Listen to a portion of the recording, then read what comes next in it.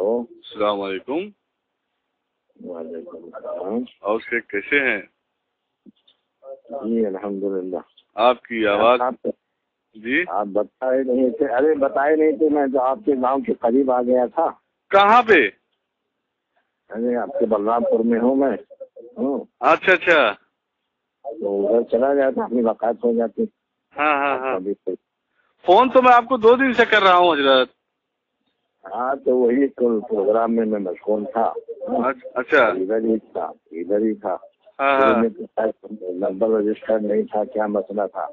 جیسے ایک روز لگا نہیں تو کیا ٹھیک کرایا تو بن گیا.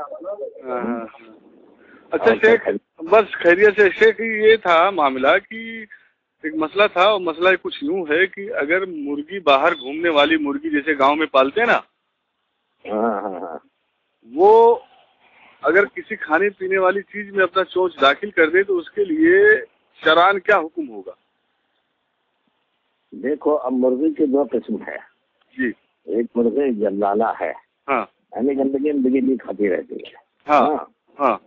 تو تھوڑا سا احتیاط کرنا پڑے گا. نہیں شیخ، میں وہی اسی قسم کا مسئلہ پوچھ رہا ہوں آپ سے جو باہر گھومتی ہے. اور باہر گھومنے والی مرغی ظاہر سی بات ہے گندگی نجاست کھاتی رہتی ہیں، تو وہ اگر اپنا چوچ کھانے پینے کی چیز میں داخل کر دیں تو اس پہ کیا حکم ہے جی؟ آپ دیکھو میرے خیال میں تو اگر غالب گمان ہے کہ اس کے چوچ میں کچھ گندگی لگی ہے جی جی تو پھینک دینا چاہیے، نہیں تو نہیں پھینکنا چاہیے. جی. یہ جو مسئلہ تھا اس کی کوئی دلیل آپ دیں گے؟ کیونکہ مجھے دینا ہے سامنے کسی کو. دیکھو قرآن اور حدیث سے. ابھی گاؤں میں میرے خیال میں اب گندگی نہیں رہ گئی ہے. جی گٹر نالی کیڑا، گٹر نالی اور گندگی تو ہر ایک گاؤں میں رہتا ہے حضور. اب دیکھو ہمارے پاس تو نہیں ہے، لیکن ٹھیک ہے. آپ اپنے گاؤں کی قیاس مت کریے بھائی. یہ مسئلہ اگر آپ بتائیں گے تو سب جگہ کے اوپر لاگو ہوگا. اور گٹر نالی ہر ایک گاؤں میں ہے، کچرا کوڑے دان ہر ایک گاؤں میں ہے. جی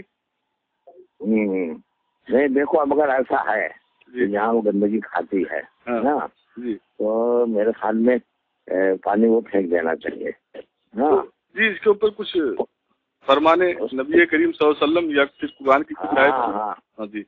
دیکھو آپ نے پڑھا ہوگا جی کہ مکھی اگر کھانے میں پڑ جائے تو ایسی صورت میں لیکوڈ چیز ہے تو اس کو پھینک دیجیے، یا ڈبو کے پھر اس کے بعد میں نکال کے کھائیے. تو وہ تو اس کی علتیں بتائی ہے. کیا کھانے میں پڑ جائے؟ مکھی.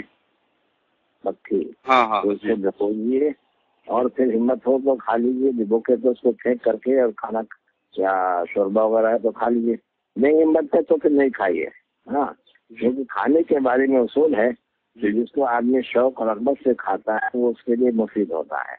اور جس کے بارے میں گھن ہو جائے، طبیعت ہو تو اس کو کھانے سے آدمی کو کئی مطلب ہونے میں نقصان دہ ہو جاتا ہے. حضور لیکن یہ حدیث مبارکہ آپ نے جو بتائی ہے یہ تو مکھی کے بارے میں مرغی کا سوال کر رہا ہوں، مکھی کا نہیں. ارے بھائی میرے پاس تھوڑے سے اور بولنے دیجیے آپ.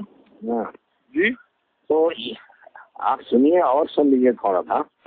جی. تو جب آپ پہلے گندگی میں منہ ڈال دیا تو اس کے منہ میں آپ کے کہنے کے حساب سے گندگی لگی ہوئی ہے، اور پھر وہی گندا منہ اس نے کھانے میں ڈال دیا یا پانی میں ڈال دیا تو گویا کی گندگی پانی میں مل گئی.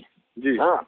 اور فائدہ یہ ہے کہ جب گندگی جو تھوڑی بھی ہو اور پانی بھی تھوڑا ہو تو وہ ناپاک ہو جاتا ہے، رنگ مزہ بدلے یا نہ بدلے. اور اگر پانی زیادہ ہے تو اس میں جب رنگ مزہ بدلے گا تو ایسی صورت میں وہ پانی ناپاک مانا جائے گا، نہیں تو نہیں مانا جائے گا. اذا بلغ الماء قلتين فلا يحمل الخبث والی حدیث اس سلسلے میں دلیل ہے. مرغی نے ڈالا ہوگا کسی بالٹی میں، کسی لوٹے میں یا کھانے کی چیز میں، تو یہ سب 2 قلت سے کم ہے یا آپ کے حساب سے 10 سے کم ہے تو پھر اس کے منہ ڈالنے ہی سے وہ ناپاک ہو گیا. جی لیکن اس پہ آپ نے جو جواب دیا ہے ٹھیک ہے، مگر چلیے میں رکشت پر بیٹھ رہا ہوں. دلیل حضور قرآن اور حدیث کی کوئی دلیل پیش کر دیں. ارے بھائی میرے بتایا اذا بلغ الماء قلتين لا يحمل الخبث. آپ کو ایک مطلب اور بھی سمجھا چکا ہوں. ایک مرتبہ اور سمجھا چکا ہوں. نہیں تو آپ نے مکھی کا جواب دیا ہے, میں مرغی کا مسئلہ پوچھ رہا ہوں. مکھی کے پر میں صفت بھی ہے.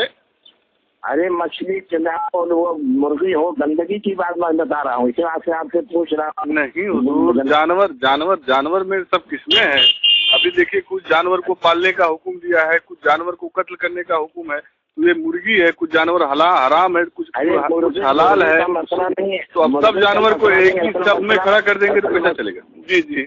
اگر اس کے سوچ میں جو گندگی ہے, گندگی کھاتے ہیں آپ کے نالی میں, تو اس کا ہم ناپاک ہوا کہ نہیں ہوا گندگی کھانے سے؟ ہاں تو اسی کے اوپر تو میں دلیل مانگ رہا ہوں حضور. کوئی صحیح حدیث یا قرآن کی آیت دے دیجیے. یہ تو آپ اپنی رائے پیش کر رہے ہیں حضور. ہلو, آپ کو بتا رہا ہوں, اذا بلغ الماء قلتين فلا يحمل الخبث. جی ٹھنڈا پانی ہے. چلیے پھر بعد میں بات کریں گے. ہماری ٹھیک ہے, اوکے, اللہ حافظ.